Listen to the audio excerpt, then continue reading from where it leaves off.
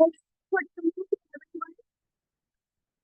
behalf of Federation of Telangana Chambers of Commerce and Industry and Hyderabad Management Association, I'm happy to welcome you all for today's fireside with Mr. Goapala Krishna IAS retired on insights from his autobiography, Life of a Karma Yogi, Memoir of a Civil Servant. I acknowledge the valued presence of Dr. Janathan Reddy, IAS retired, former GHMC Commissioner, and Mr. Gopal Krishna IAS retired. Welcome you, sir. I also acknowledge the valued presence of all the MC Managing Committee members and past presidents of FTCCI. I request Dr. Suresh Kumar Singhal, President of FTCCI and President of HMA Chandrasekhar Garu to please accompany our chief guest Dr. Janardhan Reddy Garu onto the dais.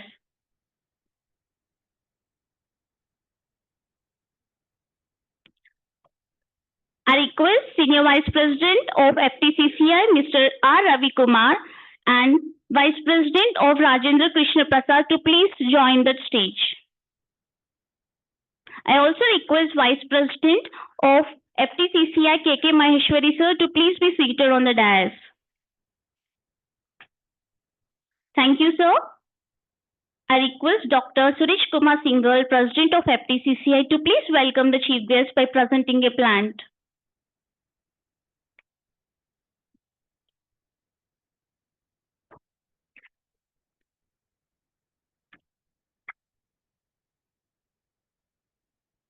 Thank you, sir. I request President of HME, K. Chandrasekhar Garu, to please present a plant to Dr. Janardhan Reddy, IAS retired, former GHMC Commissioner.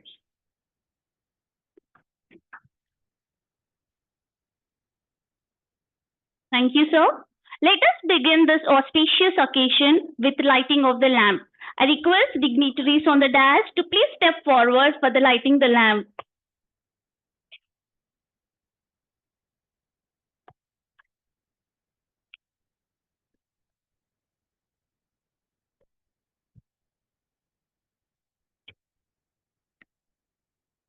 I request Secretary of HMA, Mr.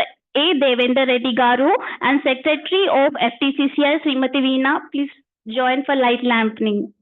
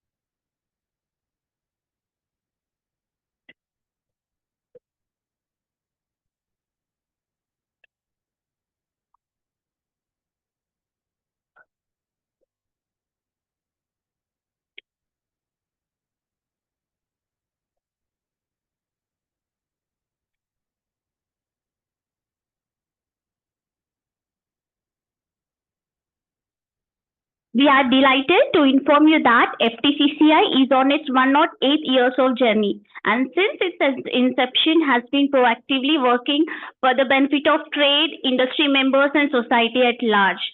We would like to show FTCCI journey captured in a short video.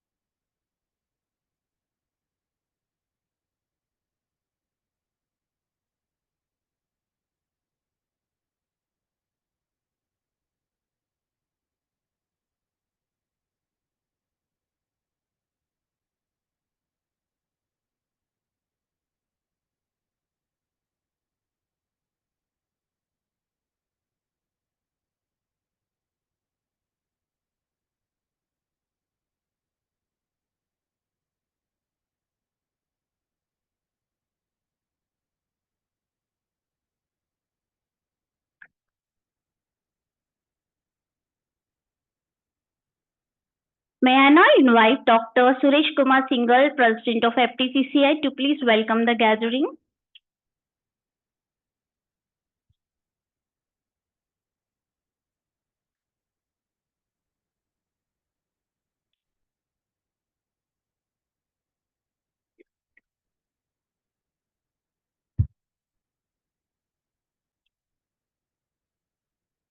Shri M. Goapala Krishna IAS retired, Shri K. Chandrasekhar, President HMA, Shri Srinivaji Ayadevara, past President FTCCI and moderator for the fireside chat.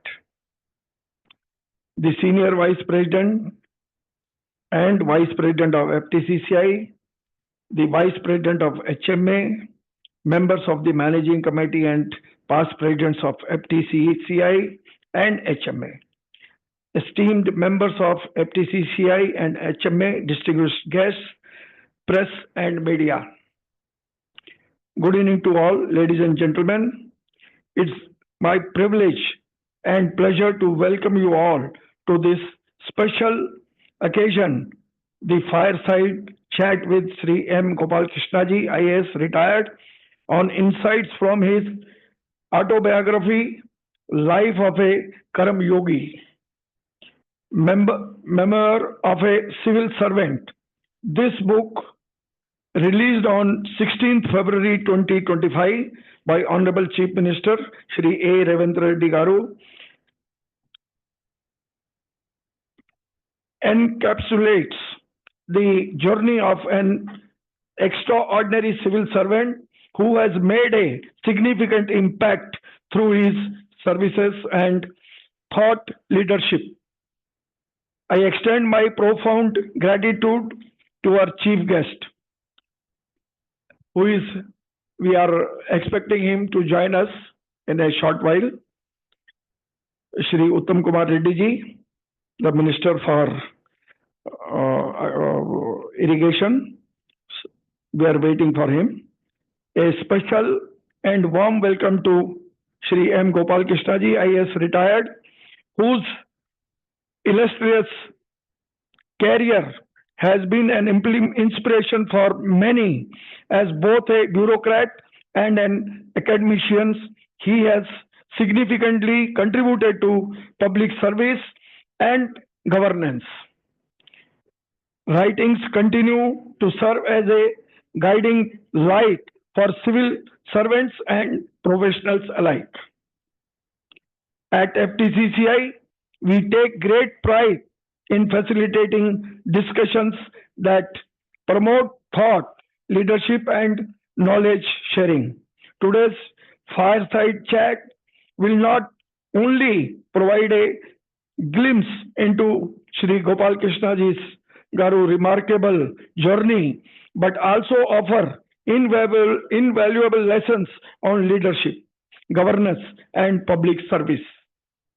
I would also like to express my sincere appreciation to Shri Srinivaji Ayadevara Garu, past President of FTCCI, for kindly agreeing to be the moderator and engaging in this insightful conversation with Shri Goapala Krishna Garu. Once again, I extend my heartfelt thanks to our distinguished guests, esteemed members, and the media for being a part of this event. Your presence enriches the dialogue and underscores the importance of such meaningful engagements. I am confident that today's discussion will be both insightful and inspiring. Let us now commence this engaging session. Welcome and thank you.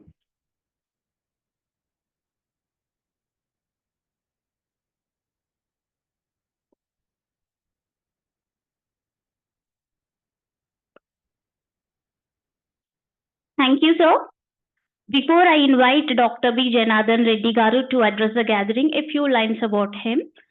A brief profile. Dr. B. Janardhan Reddy IAS Garu is a postgraduate in veterinary science from AP Agricultural University, Hyderabad, and he started his professional career as a technical consultant for poultry.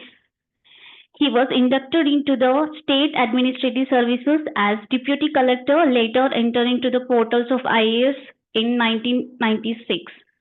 His administrative career, spanning over 3 decades, witnessed a wide spectrum of departments including revenue, rural development, housing, cooperation, education, administration, agriculture, and so on. Sir, we are very delighted to have you here, sir. Thank you for your valuable presence. Sir, we request you to please address the gathering.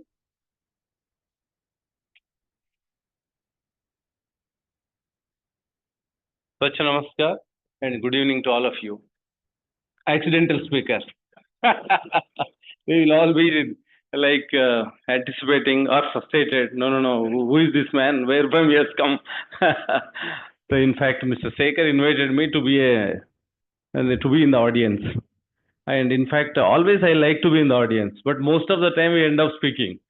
So I enjoy being in the audience. So first point. And second point, suddenly the opportunity has come to me to talk to you all. I will not take much time. Second. And in fact, I was born in 1963.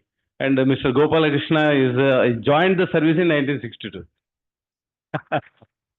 So it is a privilege, opportunity, and I'm scared to sit and moderate this session in front of him. And most of you are also very senior citizens, but he is retired. Some people are retired, but they are not tired. And in the entire country also, in fact, I have this vision. When I was district collector Anantapur, some, teachers came, sir, we are getting bored. What to do? We do not know. Our children are in the US. We are getting dollars and we are getting pension also. Nobody is saluting us. Nobody is respecting us. Sir, if you work, you will respect in India. You will be respected. If you are not working, nobody will. You are going to school, therefore school children are saluting you. If you are sitting in your home, who will respect you? So then I said, what do you want to do? No, sir, we want respect. So there is no mandate for a district collector to get respect for somebody. Then I said, your mathematics author is an English teacher, professor and all that. See, in India, and most English medium studying English medium is in Jammu Kashmir. Afterward, Telangana is second. So Andhra is also in that race. But least English knowing people are in our state. Most English medium going school and least English knowing people. So you're all retired English, mathematics. Mathematics also. Every year this Pratham and all that, they do this. 10th class students, the standard of mathematics is third class, standard of English is fourth class, standard of Telugu is fifth class. It comes like this. And then you are saying you are retired. Do you want some money? No, sir. Money, okay. We are having because $1 is equal to 80 rupees. What will we do? Our children are in. Then what do you want? Respect. Okay, respect. We want services. You want respect. I will marry both of you. You choose your schools and colleges nearby your place residences, any hostel, any school, and I will collect you. New education policy also said in India, every student in government schools and colleges, they require extra coaching. Not that they have less intelligence, because they require extra coaching because their absenteeism, physical absenteeism is very, very high in schools and colleges. So you choose school or college, go there after 3 o'clock or 4 o'clock or on Sundays or Saturdays. And what I do is on every 15th August and 26th January, I will felicitate you, give a shawl and then a certificate and a class. So in fact, I used lots of retired persons who had terrific experience and expertise, and most of them, because we just now we were talking in jocularly, we marry hastily and repent leisurely. So when we are in the service, we always think that is important, it is important, all nuisance we'll do, and after retirement we'll feel we should have served the society. We missed the bus. Then you're not dead, no, you're still alive. Still, a teacher, a professor, an engineer, a revenue officer, who is not useful for society, tell me? Everybody talks about this 8-hour work. Suppose in India, from 1947 onwards, if our teachers, our lecturers, our professors worked for 1 more hour, worked for 2 more hours, because all our farmers, they work for 24 hours. All others work for 24 hours. Businessmen work for 24 hours. Why only for this type of, which was suitable, applicable to other developed country? We are not matured enough at that point of time. So that 8 hours, at least 2 hours, if we had we studied, lot of literacy. You see, in the world, literacy is 87%, Indian literacy is 77%, Telangana literacy is 67%. And then what sort of things are happening? So all retired persons also, they are not really retired, and they are not tired. They should all contribute. That's what I so inspiring. And second, my association is Ms. Goapala Krishna IAS. I was working in Karimnagar as project director, rural development agency. And when I was transferred from Hyderabad to Karimnagar, the Mr. Principal Secretary, Mr. Danam said, "Oh, sorry, Mr. Reddy. Why, sir? There are only 22 rural districts in the state. Karimnagar is the last in IRDP, and 23rd is Hyderabad. So you are going to such a district, you will lose your name and fame." Then I said, "Sir, if 22nd district only, if I go, I'll do something." Within 10 months, I got it to the top of the country. And then I was loving people. I wanted to be in the district. People want Hyderabad, but I never wanted to be Hyderabad. So at that point of time, Goapala Krishna sir was in around 99 2000. He was heading this public enterprises. So he asked the chief minister, "I want Mr. Janardhan Reddy." So suddenly transfer order came. Mr. Ray was our principal secretary. Transfer order came. I thought as if I am suspended from the service. Not that I don't like him. He doesn't like him. He likes me, therefore he got me there. But I wanted to work with the people and not with with urban people. So then I came. I went to the CM office. No, no, no, no, sir. I don't want to do. I don't want Hyderabad. I cannot work in Hyderabad. I dislike cities. I want rural development. So somehow it was temporarily kept on hold. Then Mr. Vijay Reddy just now. Where is he? Yes. So I was in Karimnagar. I scripted a small playlet this on water conservation. The point is, Anna Hazare says, if a man with thick hair like him, if you put some 4 5 drops of coconut, it sticks there. And most of us are bald heads. If you put these 5 6, then they drop. Then he said, you see, if to retain water, you grow grass, trees, and across the flow you please flow, and then some what do you say, trenches, etc. We receive 100 centimeters of rain. That means 1 meter of rain on every inch of land in India. It's enough for 2 3 years actually. But no year it is enough for us because we are sending some 90% of the rainwater to the sea. So this was the essence.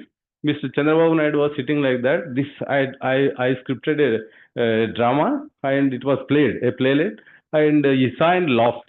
Then somebody said, Mr. Tucker said, "CM is laughing, you are gone." So by evening again telephone came. Mr. Tucker was our rural development commissioner. Ramakant Reddy was our secretary. So CM is saying, you are very intelligent. You cannot be working in the district.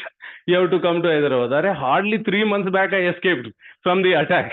The difficulty of being good, written by Gurucharan Das. So if any of you are too good, don't be. You can be good, but if you are too good, everybody will high on you. So then again, then I said, sir, I don't want sir Hyderabad. I'll come. Anyhow, see, after 8 years, 9 years, when all of die, we'll also go. Similarly, junior officers, they have to work in the district first with the people, and then I was junior most then. When you come to Hyderabad, you will become the junior most. I was the senior most in the district. Somehow, then CM himself came online. No, no, no, no. Our people tell like that. You are the most creative fellow. Your services cannot be restricted to districts. You have to come to Hyderabad. We are creating employment generation mission. You have to be heading that. So like that again, second time also I could not escape. So similarly, so a lot of association with sir. And recently, in fact, when this book was released by Honorable Chief Minister, I was not there on that day. In fact, I thought, I missed one. So the function. Two, and he is a very enthralling and a great speaker. So it's that inspiration with which he gives. After, I think, sir, 20 years back he retired. Yeah. So I thought. Then suddenly today, Mr. Sekhar said, "Are you, sir? Are you free?" I said, when? Around 5:30, this is the meeting, when you come. So I just came like that. And sorry for intruding. It is so happened that chief guest has not come. They asked me to occupy this. But some other time, definitely, many times. This is maybe 10th time here. Many times when I was commissioner. And I also, on 34 years of service, 40 posts I did. You may think a rolling stone gathers no mass. No. At one point of time, I was in charge of 9 posts, 10 posts. That is the reason why I was in charge for 40 posts. Not that like Ashok Kemka. And when 10th post was given, Rajesh Sharma and myself went to the chief minister's home, and I pushed our chief secretary into the residence. He said, "Sir, Janardhan Reddy को थोड़ा बहुत ज़्यादा होचन हो रहा है क्या?" हाँ हो रहा है साहब. तो फिर after 7 months, 8 months, one post will be reduced. At least 10th post I avoided. So this is also additional charge today. I am the spectator, and because additional charge is not new to me, but I can bear it. Thank you.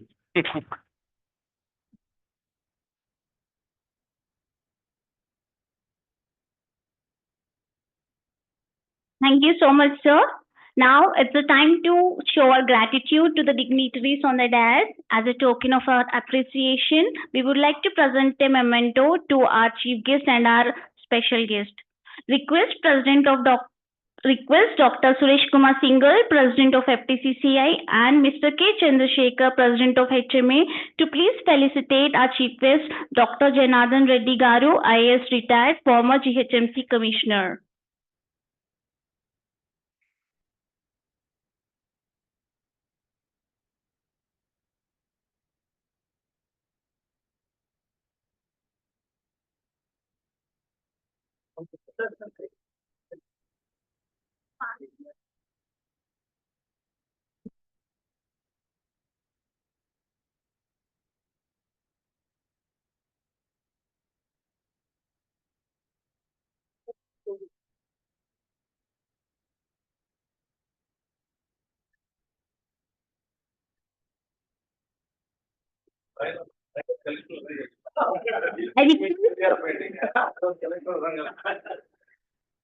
I request Vice President of HMA, Mr. P. Rajendra Krishna Prasad, and Secretary of the HMA, Mr. A. Devendra Reddy, to please facilitate Mr. Goapala Krishna IAS retired. Also request KK Maheshwari sir and also Secretary of FTCCI Veena ma'am to please join.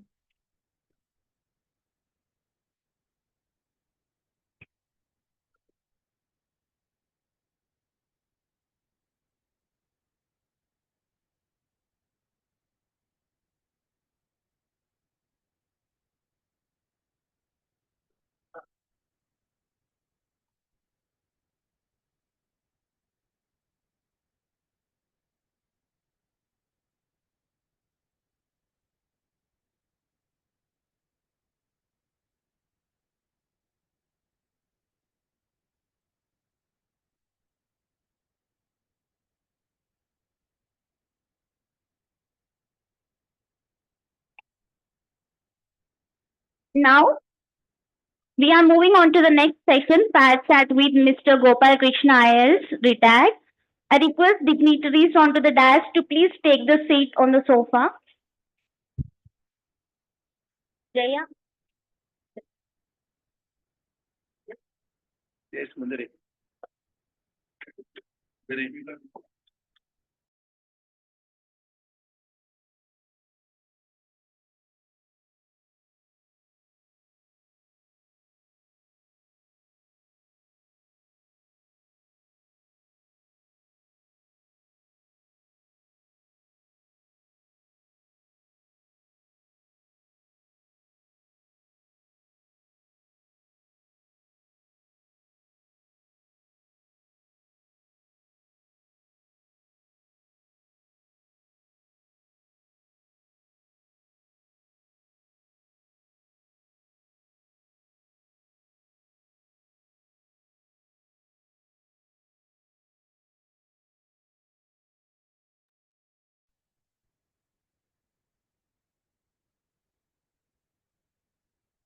I request Mr. Srinivas Aidevara, Managing Committee Member, past President of FTCCI, to please come on to the dais.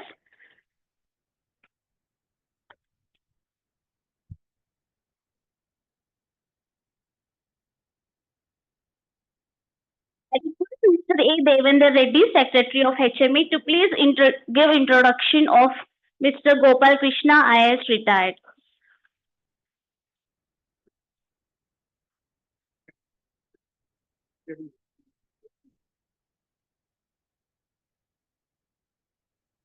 Good evening.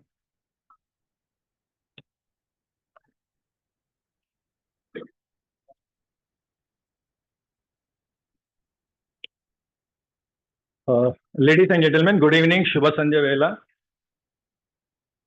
It's an indeed pleasure to introduce the legend who is sitting on the stage. Bhishma Pitamaha of Indian bureaucracy, we can say. The title of book itself says Karma Yogi, which is picked up from Sanskrit. We all know the meaning of Karma Yogi. A person who is working selflessly without anticipating any fruit outcome of that event.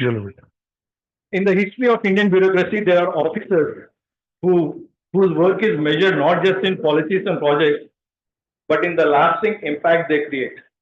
Often unseen, yet deeply felt.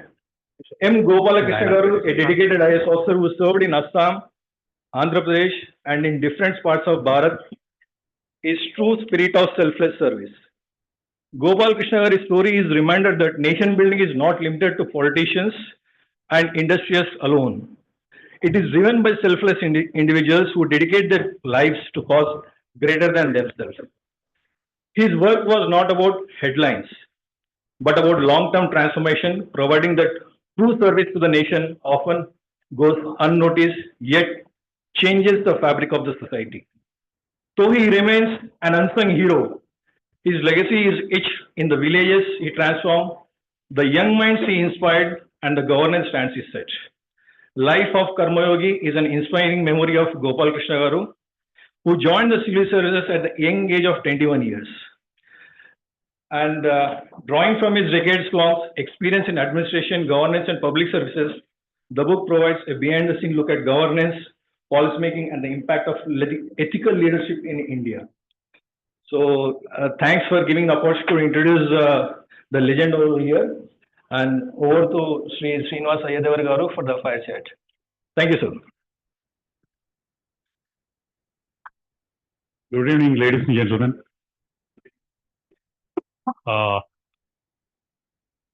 Many must be wondering why I'm here. Many know me, many don't know me. Anyway, my name is Srinivas.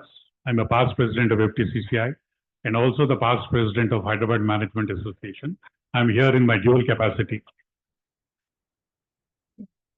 For some of you may be having doubts as to why I'm moderating this session. Let me assure them that I have read the book from page 1 to page last, which Mr. Goapala Krishna will vouch for. Because I had met him before we came to this.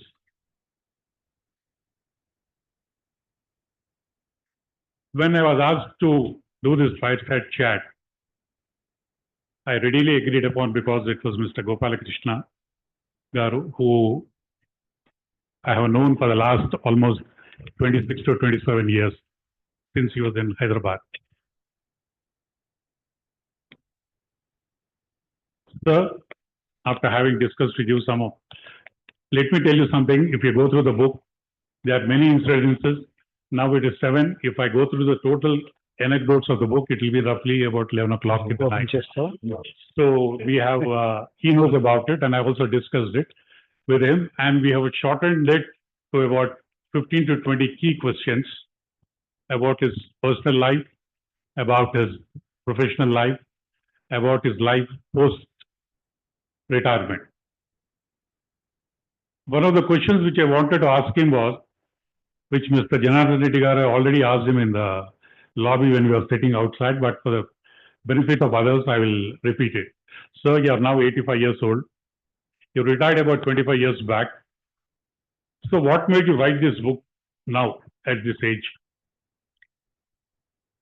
I did not have an idea of writing my book, but many friends came to me and said, You may not be interested, but many people will be interested to know your life. And particularly, since you are quite aged, what it means is you can cover the growth of India over 3 generations. So what you do will be helpful so that people can relate to whatever you have done, and you come from a cantonment area. And a cantonment area before the Second World War was teeming with soldiers and preparations for the Second World War. So I was actually born around that time. And my father was working in Burma government as a senior forest officer. And my mother, when young, she married him and she had to go to Burma. So I remember very much, she used to always say, as a young bride of 17 years, I went all the way to Burma. And you are actually a grown up boy. You should be able to go anywhere you are posted. This happened when I was posted to Assam government. She said, as a young bride, I went to Burma, a totally different place, and you are going to some place within our own country. Why are you actually cribbing about it? So she was really my guru. My mother was my inspiration in my life. If I have done anything worthwhile, it is because of my mother. And she infused courage in me and to say, you are a man and I want my son to be a man. So this is how she actually enthused me. And I must say, I have been really influenced extremely by her. Thank you, sir. In your formative years, you were influenced primarily by 4 people. 1, your grandfather, Dr. Govindraju. 2, your mother, Srimati Pravaramba.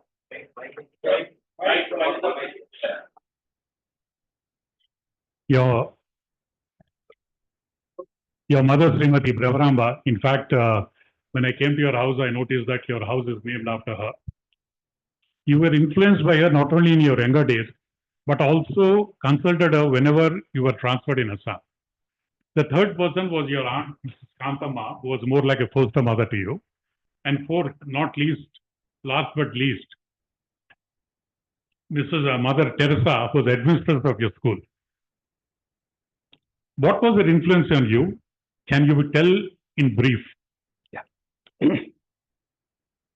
You see, my grandfather, Dr. Govindraju Naidu, was actually an army doctor. And when his father was seriously ill, he asked for leave from the army, and the army refused to grant him leave. So when the army refused to grant him leave, he resigned from the job and went to his father. His father was a great yogi, and he was a person who had gone into Nirvikalpa Samadhi. So what happened was, he asked his son and asked him to put his hands on his head. When he put his hands, his father's head was actually scorching and his hands were burnt. And he said, my life is going through my head and I want to give all my spiritual powers to you. So he bequeathed all his spiritual powers to his son. And the son thereafter, who was a very eminent doctor in our town, he started becoming something like a yogi in his life. And he also took a leader called Niranjana Swami. That Niranjana Swami initiated him into Samadhi. And after that, he actually became a person who was well known as a doctor in our town. Lot of Muslim women particularly would come to him and say, Peer Saab hai, Wali Saab hai. If he just touches, he will be all right. And that was his reputation. And he was, when I was a young boy of about 8 years, he said, you come with me, I'll take you to the collector's bungalow. I went to the collector's bungalow, and before that he taught me, you should not grab anything that is put on the table. You must wait for the signal from me. Otherwise, don't touch any food or anything that is kept on the table. I said yes and went. There I found he was an Englishman, and it was served on a tray, everything. Suddenly, you see, I was observing everything. Then, on my return journey, when we were coming back, he asked me, would you like to be a collector? I said, yes, certainly. I've seen a big bungalow. I've seen soldiers there. I think it will be a very nice thing if I become a collector. So that was the first time the thought of my appearing for IAS or anything came. There was also another reason. My maternal uncle, my mother's younger brother, I.J. Naidu, was Chief Secretary in the government of Andhra Pradesh. He was actually an army officer. When he was posted in Quetta, now in Pakistan, at that time, the partition took place. When the partition took place, a lot of British officers went. So a lot of army officers were recruited as war recruits to the IAS directly. So my uncle was one among them. So she used to tell me, "Are, మీ మేనమామ IAS అయ్యాడు, వాడిని నేను చంకన పెట్టుకుని వాడిని వాడికి ఎంత తెలివి ఉందో నాకు బాగా తెలుసును, నా కొడుకేం తక్కువ కాదు, నువ్వు కూడా చేయగలవు" అని receive how a mother's way of infusing courage in you. So that actually started making me think I must appear for the IAS. That is actually that mother. Then Mother Teresa. I went with my mother took me. 1 minute. He studied in a school called Watt's Law. There were 21 students in it. He was the only boy, the rest were 20 girls. So you can imagine his name, Goapala Krishna. So all were girls. I was the only boy who was made the prefect. And the teacher, she was actually an English lady. So she was very fond of me. And she said, "You must stand first in the class. You must," and she used to give me such a lot of homework. Every Saturday, we had 2 holidays, Saturday, Sunday. Saturday was gone only for homework. And then later on, only Sunday was the only day left for me to do my swimming, to do my vyayam. I used to go to the Talim Khana, and then I used to do wrestling. All those things I used to do.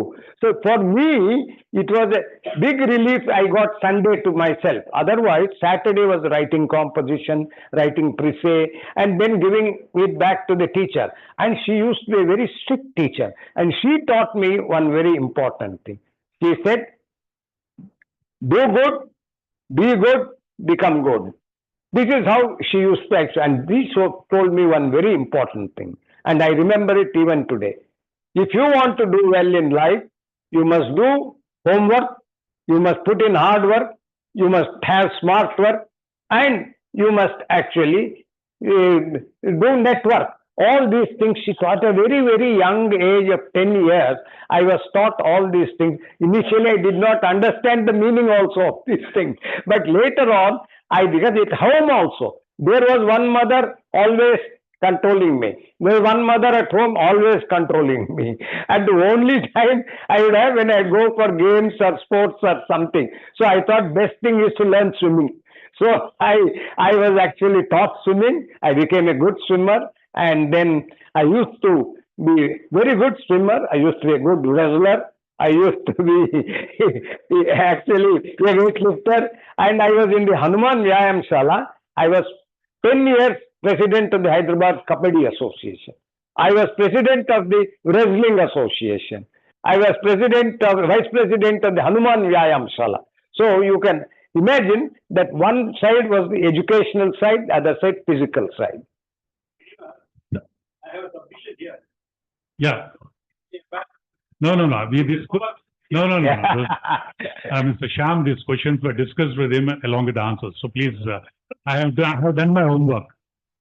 No, 1 minute. Yeah. Since she said my wife is here, I want to tell one small thing.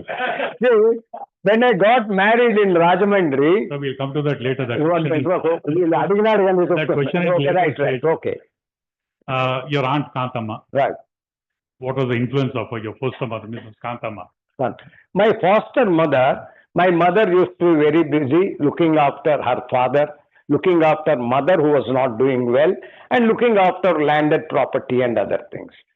So what was happening is my father's sister, her name is Kantama. She was actually my foster mother. My mother used to be so busy. My mother at home was really my foster mother, Kantama. And she used to look after me like her own son. And the way she would be very patient. Any guest who came to her house never returned without having a meal with us. So that is the way she actually brought us up. And she was very fond of the buffalo. She was very fond of the cow. And I think when she died, those poor animals would have felt much more than any one of us could have felt. Why I am saying it, that was her nature. So for a long time you were brought up in joint families. Other than a brief stint where you were in Assam, coming back also you are always in joint families. What is your message about joint families, your experience and your present suggestion to the present generation where there is only a nuclear family with one or maximum two kids? I think having been brought up in a large joint family, we had the benefit of knowing the nature of different people, uncles, aunts, everyone. Apart from all those things, very important thing I learned there is that Sahanam eva Sanskriti. That means tolerance is actually the best culture that you can think of. And there I learned that you should provide for the nature of different people in the house, and everyone had a role to perform. The elder people would actually give us some advice and tell us something, and at the same time running an errand or two. All these things helped me to grow as an individual, and I found that everyone has a place in a joint family. Everyone has done some job or the other. So I even today believe a joint family is always better than a nuclear family. So you just told that you were very fond of physical activities, swimming, wrestling, etc. Not many people would know you were also very naughty. Yeah. When you were naughty, you were also very bold. Yeah. Once a policeman caught you, Yeah. you didn't know how to get out of it. You directly went to the SP's house, knocked the door, and talked to the SP directly. Out of this emanates two things. One, did you go because your family was known in that area very well? Or were you bold enough by yourself to determine your character as what it is now? See, it happened like this. My two cousin brothers were doing double riding, and also my younger brother also joined them. Triple riding they were doing. Whereas I was actually going on the cycle behind them after some time. And I found that all three boys had been arrested and kept in a police outpost. And they were waving from the outpost. I was coming after about 15-20 minutes on my cycle. So when I went there, and then the constable said these people were triple riding. So unless some senior person, some family member comes, they won't be released. I said, unless some person goes and tells them, how can it? No, he said, no. Then I thought, I had already been to the collector's office and I had no fear of police, SP, etc. So I went straight to the SP's bungalow, knocked on the door. He was an Englishman. So I told him I am so and so. I was a student of St. Anne's College and all those things. Then after that, I said, sir, three of my friends and colleagues and cousins, they have been arrested. Huh? Why were they arrested? He said, sir, triple riding, I believe. And then I said, only if you come, sir, they will be released. I said, all right, let us go. He called his wife, English lady. Both of them came along with me to the police outpost. In the outpost, the first question the SP asked him was, why did you desert the outpost when there are so many weapons in the outpost? You have done the worst mistake I can. So that means that fellow was put on the defensive. So once he was put on the defensive, he said, sir, please.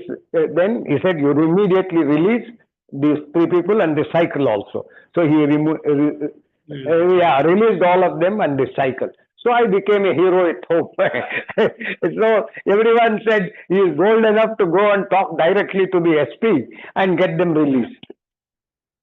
So after your schooling in Bellary, you did your intermediate in Mahbub College, Hyderabad, degree in Usmania campus. In those days, degree was in campus, unlike now where it is respective colleges. And also you did your law in a Union College at Abbots. Before, can you tell me in brief 2 or 3 incidents during these years which shaped your future? Before that, I'd also like to tell him that during these years in Hyderabad, when he was in law college, he entered an eating contest. And he won after eating 22 chapatis with curry. Actually, what he said is correct. I was in the law college.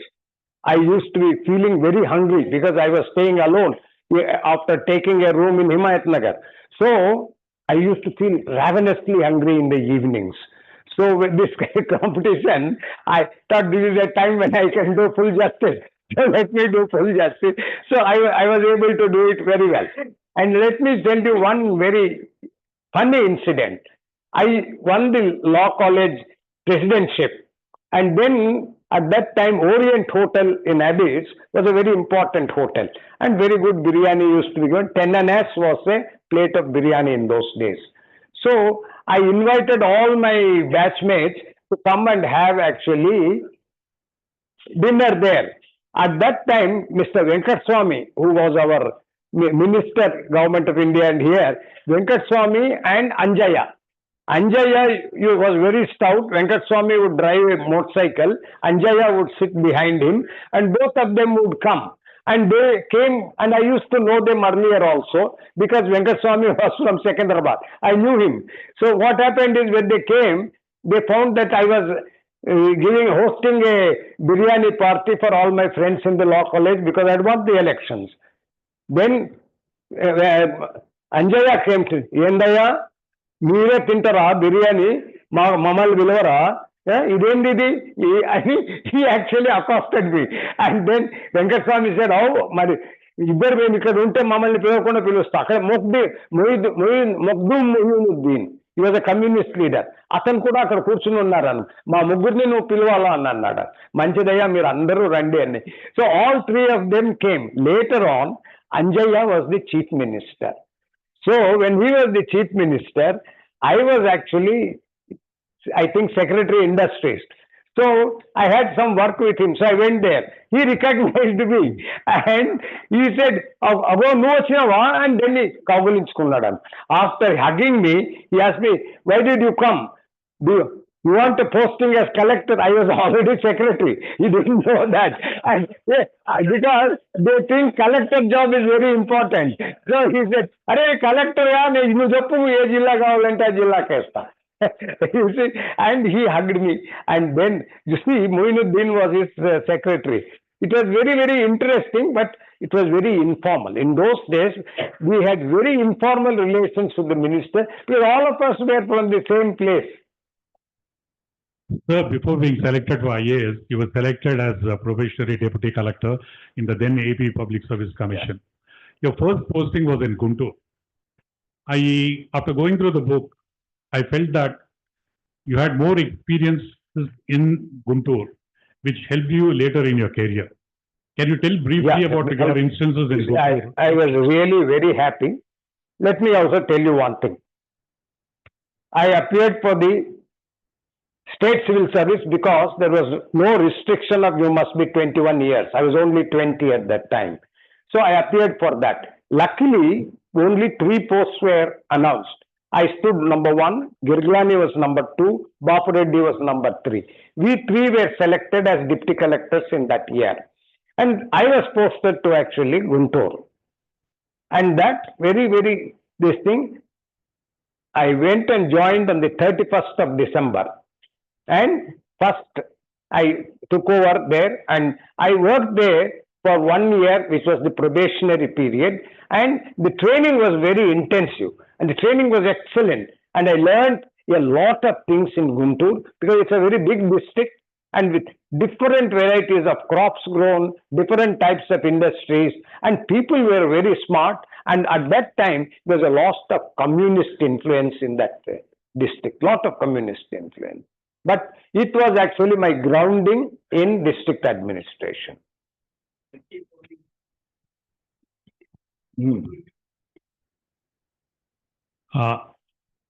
When you were just completing your probation in Guntur, you were selected for IAS. You went to Mussoorie for your training. Yeah. That was in the year 62 when the Chinese war was on. So all the probationers like you were sent to Kashmir for military attachments and military training.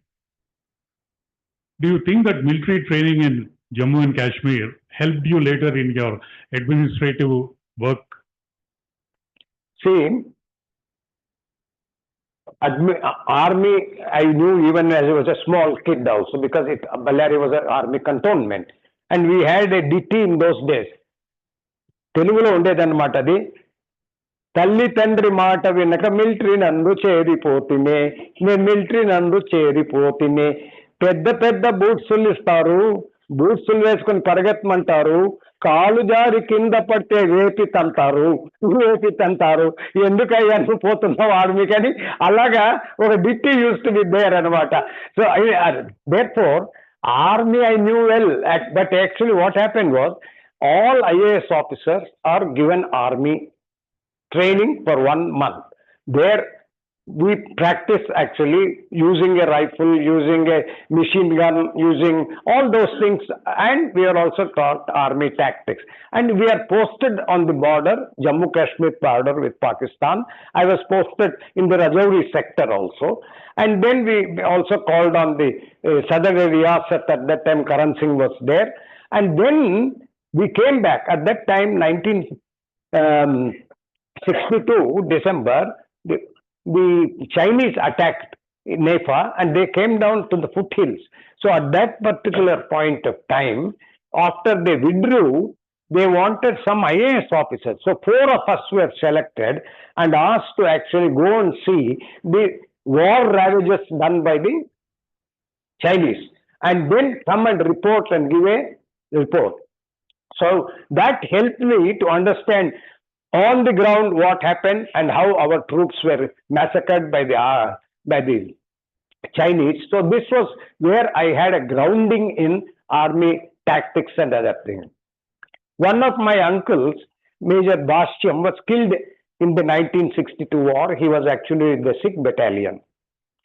After that, we came back and we had some discussions, etc. And then we went on a Bharat Darshan. So during the Bharat Darshan, you had the opportunity of meeting Jawaharlal Nehru, our Prime Minister. All the professionals were sitting in the before Jawaharlal Nehru. Jawaharlal Nehru was giving discourse on some subject. Suddenly he asked you, what do you think of this situation? You answered that Rajputs are not brave. Nehru was aghast. What was your feelings at that point of time? See, it happened like this. Nehru was saying, when the Rajput dons the saffron robes and goes out to war, nothing stops him, it's either death or victory. So this is what he was saying. Suddenly he looked at me, Nehru. All of us were seated on the ground. Then he asked, what do you say? I said, sir, the Rajputs were brave, but they always got defeated. In a war, we should not be defeated. When I said this, you see, my professors, everyone was aghast. And then Nehru was also nonplussed that I told him on his face that this is what it is. So then he said, sit down. He very harshly said. I thought after that harshness, my deputy director of the academy said, I say you have done the most foolish mistake. So I was thinking, my God, I will be probably hauled down by the academy. So luckily, everyone seems to have forgotten because in government, many things are forgotten. So I thought this was also forgotten. So your first posting after you joined Assam cadre, which you were allotted to, was in the Goapala. You had to deal with various subjects like influx of refugees, setting up of Matya refugee camp, where you had to deal with almost thousands of refugees. Can you tell me what in terms of management principles that taught you? And also setting up the science schools in Matya. See, I was posted as a young officer to Goapala subdivision. So Goapala subdivision, suddenly through Garo Hills from East Pakistan, lot of Hindu refugees had started streaming in because East Pakistan Rifles was actually trying to get rid of all the Hindu tribals, mostly Hajans. So they all were coming through the Garo Hills. And it's small influx. It started with about 100 people a day coming. Then slowly it became thousands. And then government of Assam got worried. They asked me as SDO Goapala, you go to that place and then you check up and report to me what is likely to happen. The chief secretary directly asked me. So I went to that place and found that I asked some refugees and they said the influx is going to become more and more. So I immediately told the chief secretary, sir, it will be impossible to hold the camps in the hill areas. logistics will not permit us to send them rations. So I think you would have to be brought to the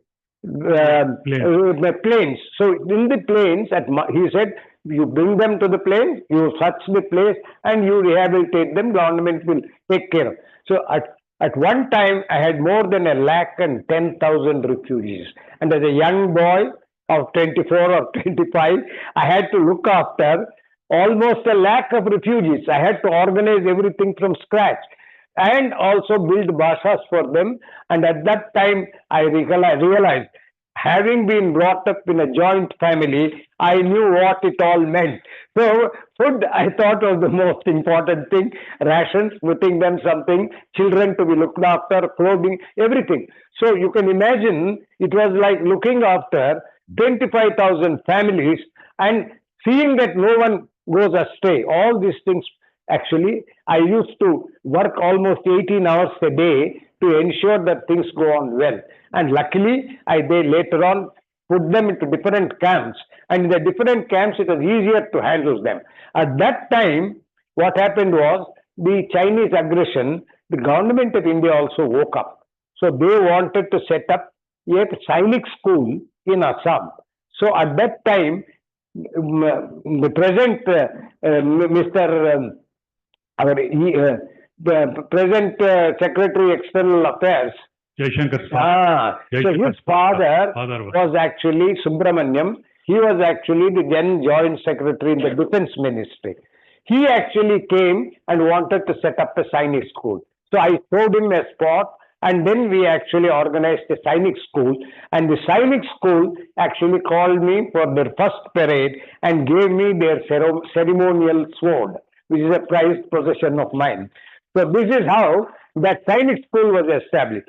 Then for all the refugees, I found an abandoned village grazing ground called Damar. And Damar, I actually established a refugee camp and then gave land to them and rehabilitated them. And some refugees, we sent them to Arunachal Pradesh. So your second major posting was as Additional Commissioner and Deputy Commissioner of Mizo Hills District, Aizawl. By the time you were transferred, you were known by many names. Yeah. One was P.U. Naidu, one was M.G. Naidu, while some referred to as Machine Gun Naidu. Yeah. It was during a stint at Aizawl, you had to deal with the Mizo National Front, both on political and on humanitarian grounds, like the Motam famine and gun smuggling, etc. Yeah. Where you also had the opportunity of meeting General Manik Shah. Yeah. At the end of the tenure in this particular district, you said that it taught you, I quote, equanimity of mind when making decisions, that patience, empathy, and compassion can heal disturbed minds and calm palpitating hearts. Do you think that the same is true for in management today in reference to what your posting taught you? Let me tell you, one of the most difficult assignments I handled was when I was posted in Mizo Hills district. I got a call from the DGP saying that there has been a rebellion by the Mizos in Mizo Hills district. They have cut off all lines of communication, all bridges on the roads have been cut off. The sub-divisional officer, my batchmate, R.V. Pillai, has been kidnapped and taken to East Pakistan. East Pakistan has been supplying arms. Nagas have been supplying arms to the Mizos, and it is in a very difficult position, and we have called the army. You may have to go along with the army to Mizo Hills to re-establish district administration there. So I marched with the army units. On the way, we had to actually repair all the bridges, make the road possible. So it was a very, very tough time.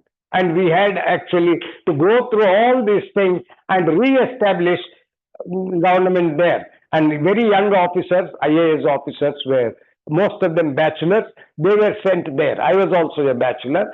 So I was the ADM, Additional District Magistrate. I had the powers of a sessions judge.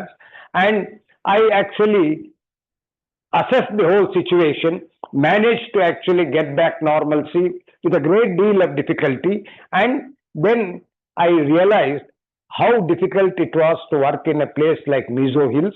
And at that time, I was enabled to do my job well because I had some loyal civil servants and we were able to restore law and order.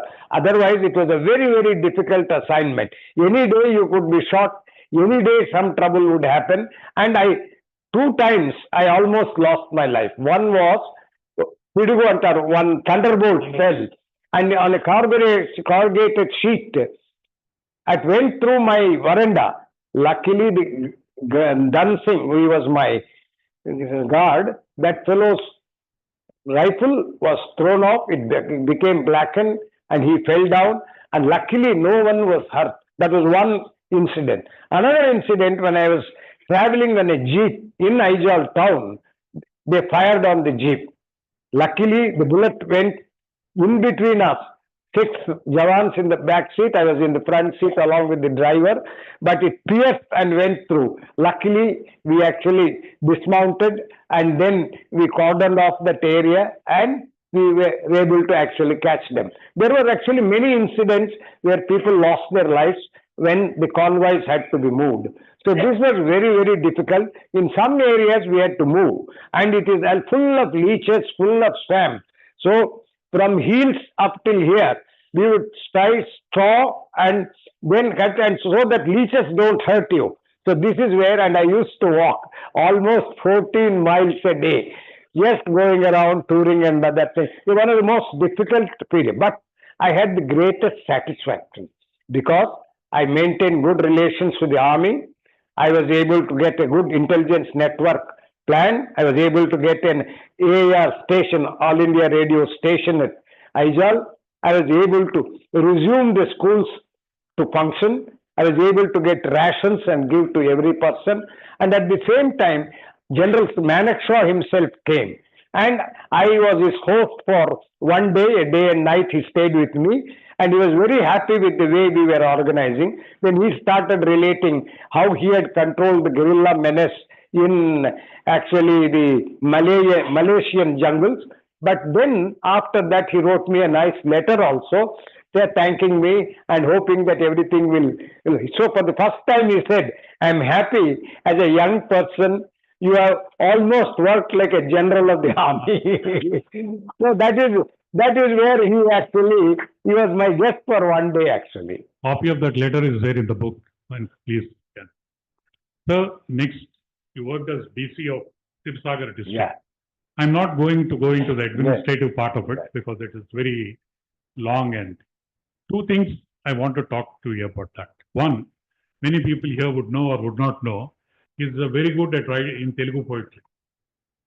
When he was in Assam, he wrote many poems in Telugu which were translated into Assamese, and the Assam Sahitya Sabha gave him an honorary membership, which is a very, very, very rare. Even till today, I've been given to understand that only 2 non-Assamese have been given, and he's one of them. So what is your, would you call it a moment of pride when you received that? Yeah. That for me, definitely I was the first Andhra officer to be posted into Assam. First Telugu officer. And more importantly is that I was given the Assam Sahitya Sabha award. And let me tell you, even when I was in college, I used to write. And one of them was published in the magazine called Sravanti. I'll just tell you, that was the day when the first Sputnik in 1957, when it is there, I wrote a poem which was highly publicized. Sputnikulu egirin nikkamuna taramandala vihagopa pantalalo viharistanu chukkala lekkale kaadu chukkala dokkalaloni marbalanu ne tejista Surya tejo rasmini challarchutanu chandra sheetala shantini udrekistanu ne manavunni ne vijayunni ne vijaya pipasunni. Ante when you are young, you see a lot of thoughts. Not only this type of thoughts, romantic thoughts, everything will come, no? That was how it happened, actually. Now that you raised the topic of romance, you had interaction with a lot of politicians in Assam. 2 of them I would like to mention. One was Tarun Govai, who was then an MLA and subsequently became the Chief Minister of Assam, and his brother Tilak Govai, who once hosted a dinner for you. Yeah. In that dinner, Mr. Tilak Gogoi was looking for good Assam girls to get married to you. You see? One minute, well, let me complete. Assam girls would, if by chance you were also in a state of dilemma because one of your batchmates married a Assamese girl. Suppose you had married an Assamese girl and not Mrs. Sujata, you could have stuck to Assamese cadre and not come here, and we would have missed you. So, what are your thoughts on that of not marrying an Assamese girl? See, Assamese girls are no doubt pretty, no doubt beautiful. But what was there is, I always used to think, I must not do anything without my mother's sanction. And I used to always think, my mother takes care of me. So it is her duty to find a bride for me. So I never actually thought, and I thought, because earlier another officer had married an Assamese girl in Jorhat. So I thought I should not get into that trap. So I actually quietly extricated myself from that. Whereas the chief minister and Tilak Gogoi, both of them were keen, and they asked young girls to serve us food there actually. So that they could entice you. So after this, you got married to Mrs. Sujata. A point which you wrote in your book, that at your, what do you call, Peli Sopulu in Telugu, you say, they asked, as a matter of courtesy, would you like to speak something to the bride, to the would-be bride? I was given to understand that you started speaking, and your mother and aunt had to stop you. No, I wanted to talk to her. First of all, I have seen her. I wanted to see, one, whether she's willing to come with me to Assam. And then I wanted to know whether she's a good cook. I wanted to know what other things she is doing. All these things, naturally, any boy will like to ask. So I wanted to ask. My mother said, stopped me and said, "Avani nenu maatladtanu." So I felt little hurt and cut because I was not allowed to freely speak to her. Then afterwards, actually, she said, "No, I have met her, I have talked to her, etc. I think she will be a good companion for you. And I know better your thing, so I think she will be suitable for you." And that ended the thing. Then what happened, their marriage, our marriage was fixed at Rajahmundry, in Rajahmundry. So, before the marriage, actually, from my side, my aunt, my mother's sister, she went and some ornaments to be given to her, and some basika we get from Srirangam, all those things. As gifts to the bride, she went and gave all of them. Along with that, she got a tray of chocolates, and so I asked my chocolates, why do you bring for the marriage this thing? Normally, fruits they give this and that. Why? She said, no. The marriage will take place after some time. So every day, let the bride eat one chocolate and count how many days more for my marriage. So this is what my aunt told me. And then what happened? Our marriage. See, your marriage. Yeah, my marriage. So in my marriage, what happened is, I was actually president of the Hyderabad Kabaddi Association, president of the Hyderabad Wrestling Association, and Weightlifters Association. So what happened? I just gave a letter requesting all of them to attend my marriage at Rajahmundry. In 4 buses, they hired 4 buses, and all of them was hefty, strong fellows. So all of them came. Then what happened was, all the food that they had made for all the guests, when they sat down, the servers were serving. So putting rice, putting this. No fellow would say stop. Normally in a marriage you say stop. But and any number of things they are saying, they never stopping. And then after that they realized, the cooks and the people realized this is not sufficient. Okay, after that is over, sweets had to be given. And normally, you give some laddu, some sweets like gulab jamun, all those things.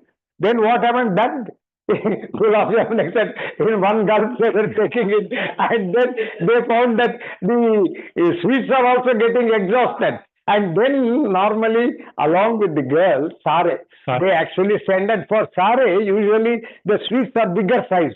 So all the big exercise, and then my father-in-law decided, don't suffer. So he said, let all the Sara be brought out. So all the sweets, etc. Big size I have served to all my wrestler friends. So they were fully happy and this thing. Then again they had to make again the fresh Sara to be sent with me. Well, you said that a wife halves the sorrow, Yeah. doubles the joy, and quadruples the expenses. What is Mrs. Sujata's influence on you when your mother was alive and after your mother was expired? When my mother was there, my mother told her many things about my naughtiness, etc. And said how she should actually handle me when I'm angry, how she should have, all that she actually taught. And more than anything, because we were a joint family, so all the children, she raised all the children in our house actually. So she is expert in raising children, etc. And then we had traditionally the farmers who are our farmers in the village, వాళ్ళందరూ మా ఇంట్లో పనిచేసేవాళ్ళు అన్నమాట. So those people, 3 generations have been with me. All 3 generations we looked after, and the later generation, they have become actually officers, software engineers, etc. Because we used to educate them. So that is been a family tradition with us. So the loyalty between the village, our cantonment, and our staying has been continuous with us. So, you have worked in many posts in Assam. Yeah. For a moment, we thought that we'll drop that. Your first posting outside Assam was as a regional steel controller in Hyderabad for almost a period of 5 years. What was your experience as a regional steel controller? Because in those days, steel was a controlled item and there was a lot of shortage in India. So there used to be a big black market in steel. And what used to happen is some big companies, they would actually invent far more than necessary. Take this and then sell it in the open market, because the open market prices were at least 2 times, 3 times more. And big companies, I don't want to name them, very big companies, they are also actually holding and selling away like this. And 1 or 2 of them I caught, and then we actually filed some cases. And some MPs used to come to me and then say, try to release. I never, and always all the cases. And luckily, our cases also were won, and some I referred to the CBI also. So after this, a major portion of your career, though you were in Nagarjuna Fertilizers, XYZ companies, a major portion of your career, in the whole IAS career, I would say, the longest stint being Godavari Fertilizers and Chemicals Limited. What lessons can you tell the managers today, especially that being one of the few first companies to introduce CSR and name marketing concepts like farmer and his wife on the what you call advertisement banners, and it also being the first company to come out with DAP in India, which was earlier being imported. Before he starts his thing, I would just like to tell you that the plant was commissioned well before time. Hyderabad Management Association in the year 1978 gave him the Manager of the Year award for successfully run the Godavari Fertilizers. Second, he is the only person whom I know, correct me if I'm wrong, he got Member of the Year award, Manager of the Year award, and also Lifetime Achievement Award from Hyderabad Management Association. One of very few personalities. Sure. Yeah. You see, let me tell you an actual incident. N.T. Ramarao, I was actually Commissioner of Commercial Taxes. For the first time in the country, I introduced value-added tax on liquor. And I was enjoying my work as a Commissioner of Commercial Taxes. Suddenly one day, N.T. Ramarao, Chief Minister, called me. Said, Goapala Krishna garu, T.L. Shankar was my boss. T.L. Shankar garu chepparu, nuvaitene aa Godavari fertilizers gaani, Nagarjuna fertilizers gaani, మోక్షం దొరుకుతుంది వాటికి, so నువ్వు తప్పకుండా వచ్చి join అవ్వాలని. I thought, my God, I'm quite happy as Commissioner of Commercial Taxes. Now he wants me to put. I said, sir, 3 రోజులు time ఇవ్వండి, నేను కలిసిన తర్వాత వచ్చి మాట్లాడతాను. Then I went and told my mother, అమ్మా చీఫ్ మినిస్టర్ నన్ను పిలిచారు, ఇట్లా అడిగారు, నాకేమో అక్కడ జాయిన్ అవ్వడం ఇష్టం లేదు, నువ్వేమంటావు అని అడిగాను అన్నమాట. మా అమ్మ వచ్చింది, కూర్చో బాబు అని.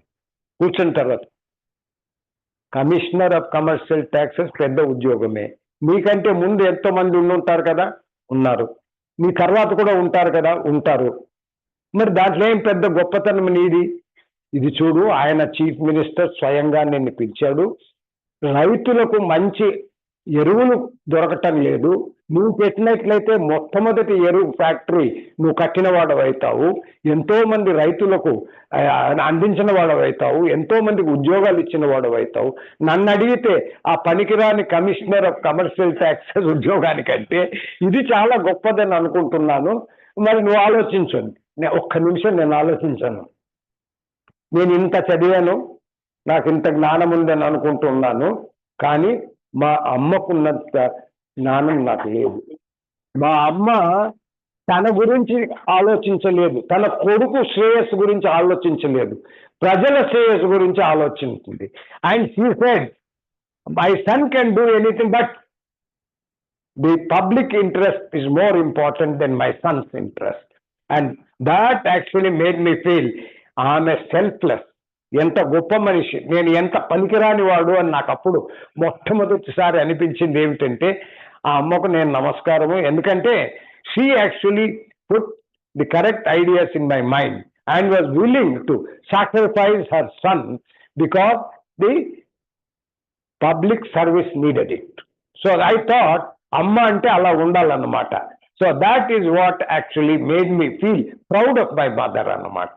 అంటే తన శ్రేయస్ గురించి ఆలోచించలేదు, ప్రజల శ్రేయస్ గురించి ఆలోచించున్నాను. సో దిస్ ఈజ్ వేర్ నేను ఎప్పుడు కూడా అది చెప్తుంటాను అన్నమాట, ఇది అని. I just like to tell this particular Godavari fertilizers was 6 months to 7 months ahead of the schedule. Mr. N.T. Ramarao, the Chief Minister, came to inaugurate that, and on completion of the speech, he said he was bestowing a new title of the MD on Godavari fertilizers, Mr. Goapala Krishna. Godavari Karmagara Vishwakarma, Rupakalpana Shri Godavari Goapala Krishna, Mana Siddha Hastam. This is the title bestowed by N.T. Ramarao on. అదైన తర్వాత అండి, అదైన తర్వాత దాన్ని అందరూ కూడా మా డీలర్సే కాకుండా ఆ గోదావరి జిల్లాల్లో కూడా నన్ను ఎప్పుడు కూడా అక్కడ గోదావరి గోపాలకృష్ణ అంటారు, ఎం గోపాలకృష్ణ కాదనమాట. So I got a new name అనమాట, గోదావరి గోపాలకృష్ణ. అంతకుముందు ఎం గోపాలకృష్ణ. అక్కడ ఉన్నప్పుడు మిజో హిల్స్ లో మిషన్ గన్ నాయుడు అనేవారు. అంటే ఒక్కొక్క చోట ఒక్కొక్క పేరు వచ్చిందనమాట. So when this Godavari fertilizer was being incorporated and you were doing the work, two religious things you did. First, when you started the project, you made a pledge for yourself that the first bag which would come out of DAP, you will place before the feet of Lord Venkateshwara. And two, while going on this whole theme, when you were having doubts about the Godavari progress or otherwise at some point of time, you were asked to go and meet the Pitadipati of Kanchi, the Pedda Paramacharya and those. Do you think that religion helped you, this beliefs helped you in doing this? I believe in God. I believe in God's grace. When I was at Tirupati, I went to meet the chairman of IFCO, was having a board meeting thing, because at that time we did not have a partner for Godavari fertilizer. So when I went there, Srinivasa Reddy was the chairman of IFCO. Now, board meeting was going on. I came there and was waiting outside with a letter from Bagareddy, our industries minister, to request IFCO to join us as a co-promoter. I gave a small slip and a write of paper, and then that paper was given, but I was not called. 2 hours I waited till the board meeting was over. After the board meeting was over, Srinivasa Reddy, the chairman, called me in. I gave him the letter from Mr. Bagareddy. Then he felt very sorry. Said, చాలా తప్పైపోయిందండి, పొరపాటు అయిపోయింది, నన్ను క్షమించాలా, మీరు IAS officer అని నాకు తెలియదు, ఆ peon కూడా నాకు ఇవ్వలేదు, మిమ్మల్ని బయటకు నిలిపెట్టిన చాలా బాధగా ఉందన్న, అదేం పర్వాలేదు సార్ అని చెప్పాను. చెప్పిన తర్వాత వాళ్ళ ఎండి ఉన్నారు అప్పుడు, తల్వార్ అని, ఆ తల్వార్ని వచ్చి ఈయనతో మాట్లాడండి, ఏం మనం సాయం చేయవచ్చును, మనం జాయిన్ అవ్వచ్చునా లేదా అని. సో ఆయన తల్వార్ వచ్చినప్పుడు ఆయన ఏమన్నాడంటే, నేను వెస్ట్ పాకిస్తాన్ మనిషినండి, మా తాత ముత్తాతలంతా కూడా ఫ్రీడమ్ ఫైటర్స్, కానీ మాకు ఒక చిన్న మనవి ఉంది, ఏమిటంటే ఇంత దూరం ఢిల్లీ నుంచి మేము తిరుపతికి వచ్చాము, ఎందుకంటే తిరుపతి ఆయన్నే మాకు ప్రెసిడెంట్ కనుక మేము ఇక్కడికి వచ్చాము. మరి మాకు వెంకటేశ్వర స్వామి ఆలయంలో కొద్దిగా మాకు ప్రార్థన చేసుకోవడానికి సమయం ఇప్పిస్తారా అని అడిగారు అనమాట. పూజ చేయాలి మేము. లక్కీలీ అక్కడ పివిఆర్కే ప్రసాద్ ఉన్నాడు. నేను ప్రసాద్ ఇట్లా ఉందయ్యా అంటే, మీరు ఎందుకు వదిలేండి సార్, నేను చేస్తాను కదా అని యాక్చువల్లీ వాళ్ళు పెద్ద హంగామా చేసి అందరి గుడి లోపలంతా తిప్పి మళ్ళా కళ్యాణ మండపంలో తీసుకెళ్ళి వాళ్లకు లడ్డు ప్రసాదం అంతా ఇచ్చారు. ఇచ్చేటప్పటికి వాళ్ళు డౌన్ అయిపోయారు అనమాట. తర్వాత మేము తప్పకుండా చేస్తాను, నేను ఇంకొక ఆయన సెబాస్టియన్ అని ఉన్నాడు కాండ్లాలో, ఆయన్ని పంపిస్తాను, ఆయనతో మీరు మాట్లాడండి అన్నట్టు మంచిదని. అది అయిన తర్వాత నేనేమనుకున్నా అంటే మనసులో, అయ్యా వెంకటేశ్వర స్వామి వీళ్ళని ఎట్లాగైనా ఒప్పించు, వాళ్ళు నిన్ను ప్రార్థించారు, నీ భక్తులు, నువ్వు చెప్పిన మాట వింటారు, తప్పకుండా వాళ్ళని జాయిన్ అవ్వమని చెప్పు అని నేను వెంకటేశ్వర స్వామికి మొక్కుకున్నాను. మొక్కుకుని ఏమన్నానంటే, మొట్టమొదటి బ్యాగ్ ఆఫ్ డిఏపి మేము ప్రొడ్యూస్ చేస్తే మీ పాదాల ముందు వచ్చి తీసి పెడతాను. అలాగే మా ప్రొడక్షన్ వెళ్ళిన తర్వాత అక్కడ ఒక బ్యాగు, అన్నవరంలో ఒకటి, ఈ 2 ప్లేసెస్లో మా బ్యాగ్స్ అక్కడ ఇచ్చామన్న. First bag produced from there, we actually gave at the feet of the lord.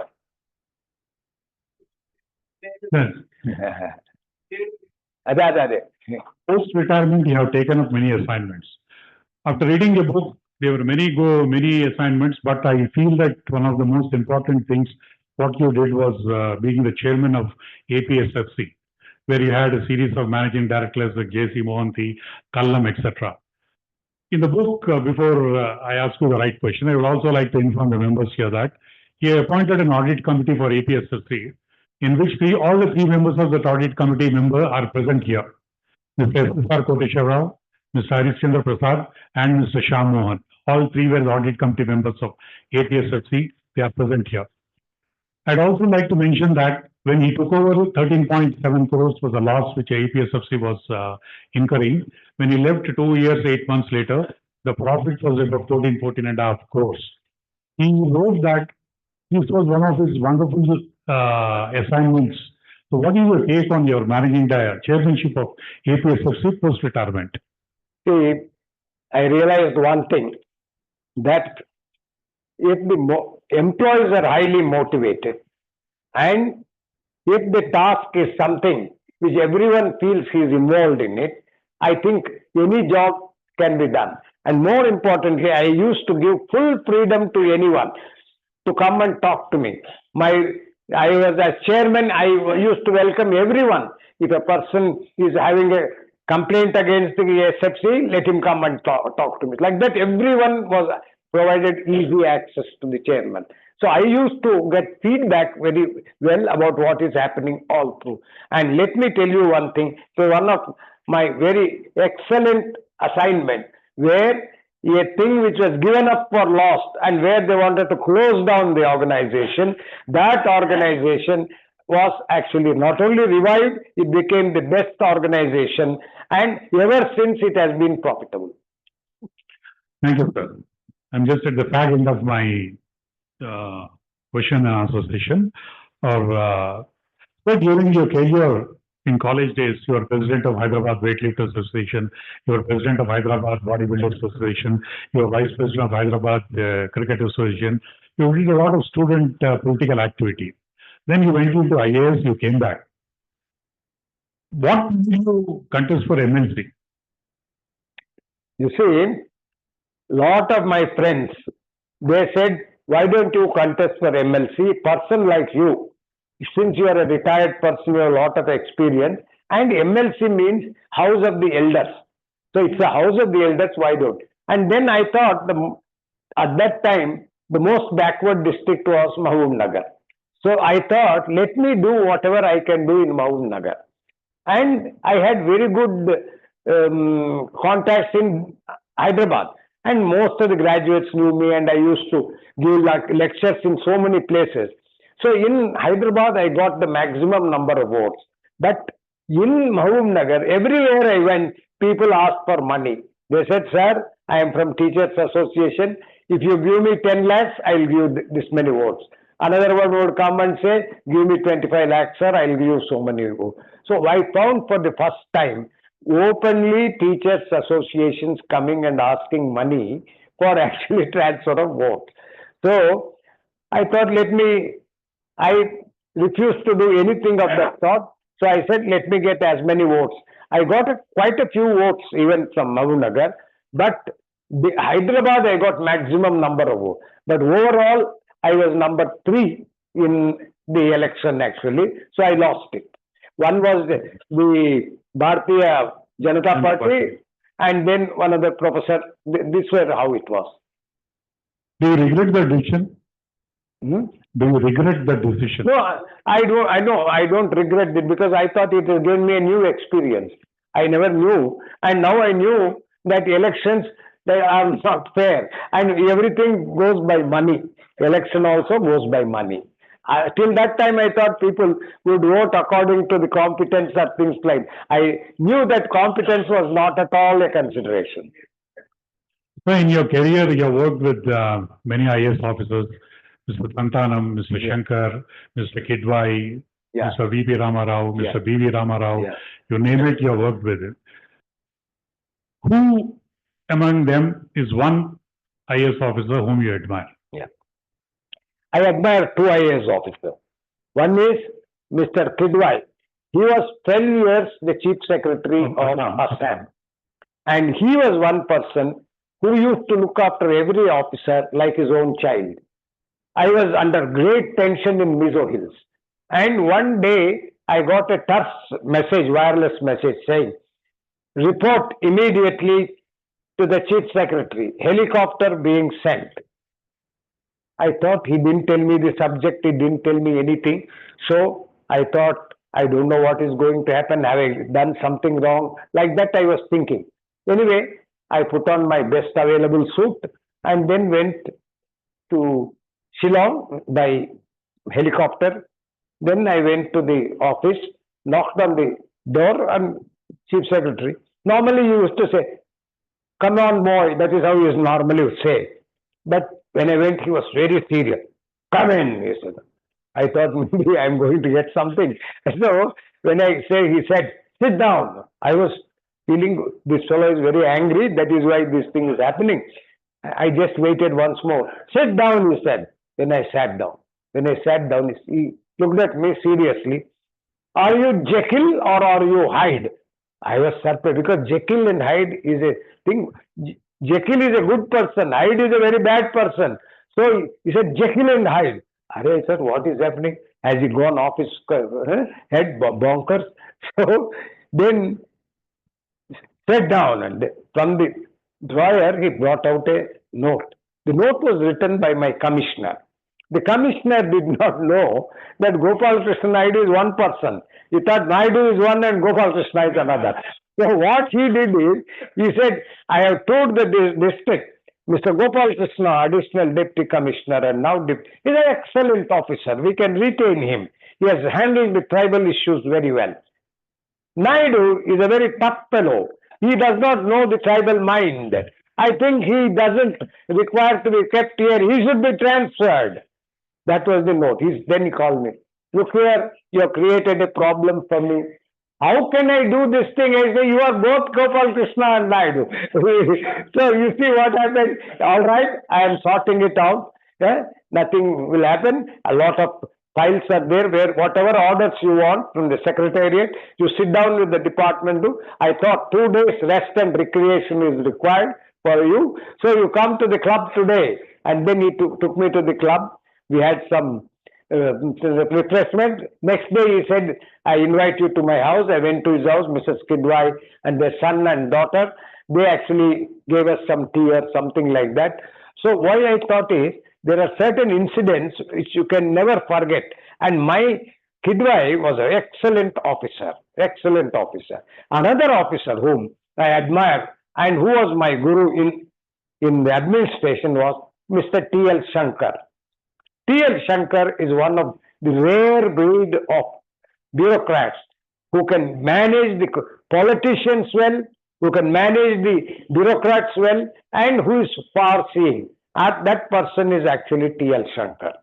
I learnt a lot from T.L. Shankar, particularly about energy matters, fuel policy committee. He was the chairman, and I wrote the report under his guidance, and that actually made me some sort of an expert in energy issues. So similarly, you worked with many politicians in Assam and in Andhra Pradesh, combined Andhra Pradesh. You worked with Mr. Fakhruddin Ali Ahmad, who later on became the President of India. You worked with Mr. D.K. Barwa, who gave the concept of India is Indira and Indira is India. You worked with Mr. Jalgam Vengal Rao, you worked with Mr. N.T. Rama Rao, Mr. Chenna Reddy. Which among these politicians do you consider number one, in your opinion? Purely from the point of view of an administrative viewpoint, I would any day say Jalgam Vengal Rao was the best chief minister. Purely from the administrative point. If you look at it from getting a job done, Chenna Reddy. He was very good at getting a job done, Chenna Reddy. And he was a man of strong likes and strong dislikes. But if you trusted a man, he went all out for him. Second important person whom I worked with, N.T. Rama Rao. He was also very good, but then there was a cinematic flourish about him. You see, all of that may not be correct, but he had a cinematic flourish about. Chandrababu Naidu was very calculating and very calm, knew what he is doing. That is Chandrababu Naidu. Jalgam Vengal Rao was very, very nice. And then in Assam, we had Mr. Chalia. He was an excellent man. And he was a man totally trusted me. And then and a very young officer, and he used to trust me over and above the commissioners and everyone. And I liked him very much. Their Assam chief ministers, my relationship was excellent actually. So I have dealt with probably a dozen chief ministers, but I had no issue with any one of them. Ladies and gentlemen, there are many more such vignettes in his book. I request that you buy the book, who are not already done so, and go through each of them. I would also like to bring to the notice of the President of FTCCI that one whole chapter has been devoted to FTCCI in this book. Then I also like to mention that 11 times FTCCI has been mentioned in his book, 11 different places. And he has mentioned Hyderabad Management Association at least at 8 places. So that shows his love for both FTCCI as well as Hyderabad Management Association. So my last question, which in fact Shekhar Agarwal prompted me, egged me to ask, what is your message for this generation? Do you think that there is any future for this generation? See, my message to everyone, and particularly young aspirants to the services, particularly people appearing for the IAS, I coach them for interviews. People who have failed thrice in an interview, they would come to me and I would train them and they would somehow get into the service. The reason is that I used to be also on the UPSC board for selection of IAS officer. So I had practical experience, and apart from them, I read a lot actually. Because I read a lot, I am up to date on current affairs. So I used to ask them questions and train them nicely the way in which they should answer. Usually I would follow a simple method. The same answer, I will ask him to tell me in 3 different ways. So when he does in 3 different ways, he himself realizes which is the correct answer, the correct way of actually thinking. And second thing, I have actually in the book mentioned, IAS officers have given 10 points which they should actually keep in mind. But one thing which I always remember is that I have believed in this principle. Beginning, I used to think, can I do? Then cheyagalana? Question mark అని నేను చేయగలనా కాకుండా నేను చేయగలను. Can I do, it must become I can do. That's more powerful, more positive. So the one thing I would like people to remember is never say I cannot do. I can do. And all IAS officers, I tell them, never say very difficult or other. Whatever is there, you can actually deliver. Now Janardhan Reddy is here. You see, everyone said it's difficult assignment, but he went there, he made a success of the assignment. So what? That spirit must be there in every IAS officer, that I can do. నేను చేయగలను, నాకు ఆ సామర్థ్యం ఉన్నది. That is very very important for young people, and they must feel I can do anything I want to do. That feeling is extremely important. So always please try to actually look at things positively. Look at things that I can do. 3 powerful words I have always believed in. And apart from this, I have always believed in that people cannot do well without actually doing. And lastly, I will end by this sloka. This is Yadeva Vidyaya Karoti, that which is done with full technical knowledge, know-how. Yadeva Vidyaya Karoti Shraddhaya, faith in yourself, dedication and devotion to it. Yadeva Vidyaya Karoti Shraddhaya. Upanishada, take into account near internal and external. Upanishada, Sadeva, that Viryavattaram Bhavati. Viryavattaram means Viryavat means excellent. Viryavattaram Bhavati means it exceeds excellence if you follow this simple method. And that is what I think people should learn from our ancient wisdom and ancient knowledge. And why I have told Karma Yogi is that everyone must do his or her duty. Karma is actually something which you have born to do, and that is something which you cannot say no. So karma is what is very important, and Karma Yogi means be dispassionate in whatever you are doing and be always full of hope and vigor. This is my advice. Thank you, sir. I've been being a file.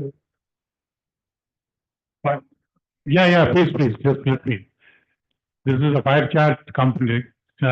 Thing is over. I've been given to understand that there will be no question and answer sessions. Anything you want to ask him, you can ask him outside once he goes. And please don't, you can do no questions, you can present it. Please come and present it. No questions, please. And Mr. Questions only, he wants to give it. He wants to give a call. And if the photograph is not good, photograph will not give so. Thank you. Sir, you are. Sir, please not speak. Please. Yes, to leave. That will do in the later stage. Right.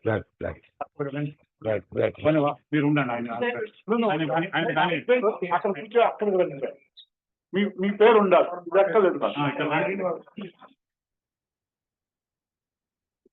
Sir మీరు 35 ఏళ్ళ కింద rotary conference వచ్చాను మీ rotary conference. I have invited all top speakers in India, and I invited only yourself from Andhra Pradesh when you were CMD of Goapala Krishna IAS. Thank you, sir. I request participants, please stay back. Just 5 minutes, please. Yeah, please. So, friends, I feel very, very happy that real Karmavir, it is the Gita which says the real Karmavir Lord Krishna, and he has defined Karmavir Bano, which sir has demonstrated. Sir, I know you for the last 40 years. I was GM with Rashi Cement, and I am one of your admirers, and I am happy you have accepted it. And Srinivas sir, this is the Gita book which says the Karmavir Bano. So this is a message from sir. Karmavir Bano, which sir you have demonstrated. I am extremely grateful you have accepted it. Thank you. Sir, we have a small felicitation to the moderator. Janardhan Reddy garu, you said, I am retired but not tired. I am 81 years younger and I am not tired. I want to present you Karmavir book. So if you can kindly accept it here.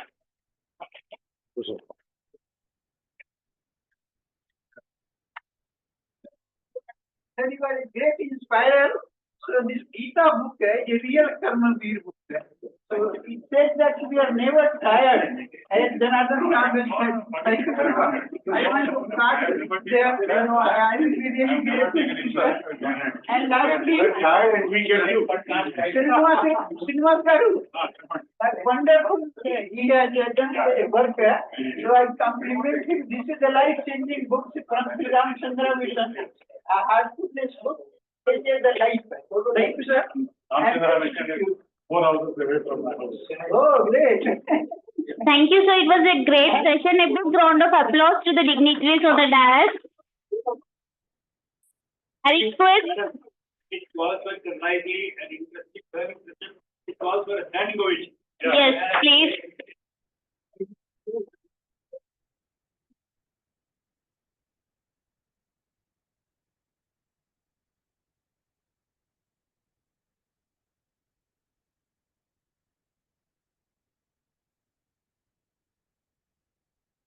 I request K.K. Maheshwari, Vice President of FTCCI, to please propose vote of thanks.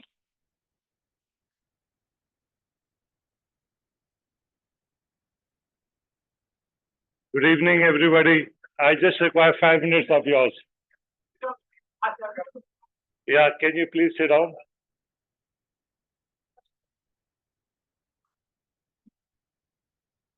Yeah, respected dignitaries, Honorable D. Janardhan Reddy, retired IAS and former GHMC chairman, Shri M. Goapala Krishna IAS, retired, Shri K. Chandrasekhar, President HMA, Shri Srinivas Ayadevra Garu, past President FTCCI, and moderator of the Fire Chat, and my dear friends. I think probably it was a wonderful program. This kind of programs we require to have many more. And I'm sure each one who have attended this program enjoyed listening to the experiences. It is indeed a great honor and privilege to extend the vote of thanks on this memorable occasion.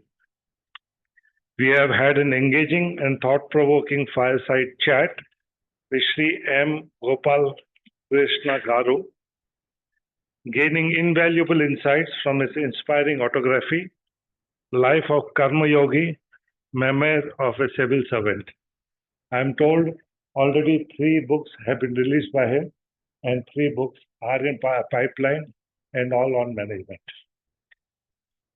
On behalf of FTCCI, I express my deepest gratitude to our esteemed chief guest, Mr.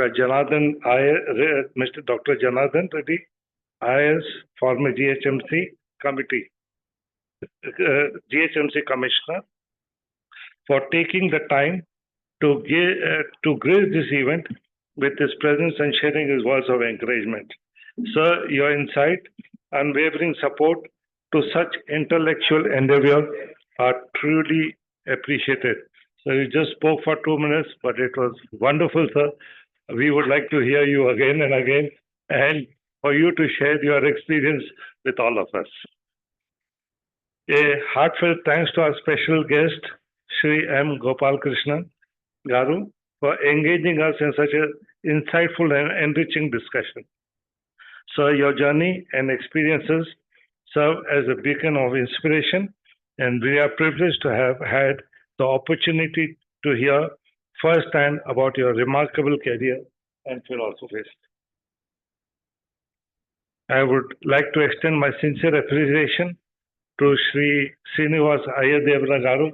I think you went through the book any number of times and were thorough with it when you were asking so many questions, for skillfully moderating this conversation and drawing out profound reflections from our esteemed guest. Thank you very much, sir. Our gratitude also goes to Shri Chandrasekhar, President HMA, for his presence and continued collaboration in fostering knowledge-sharing initiatives. We would like to have many, many more sessions with you, sir. A special thanks to our Senior Vice President of FTCCI, the Vice President of HMA, immediate past President, managing committee members, and past presidents of FTCCI and HMA for their unwavering support in making this event a success. I also extend my sincere thanks to our esteemed members, distinguished guests, media representative for being here today. Your presence and active participation has added great value to our initiative. Firstly, I would like to acknowledge and appreciate the entire team at FTCCI who worked tirelessly behind the scene to ensure the smooth execution of this event.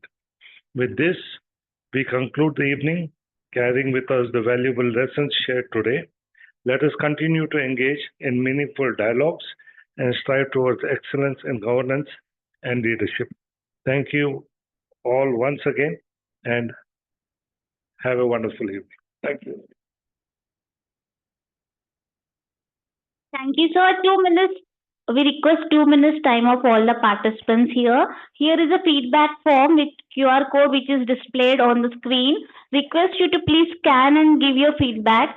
It will be really very much added to our next further events and improvise much more and do a smooth functioning of the FTCCI. Request everyone to please scan and share your feedback.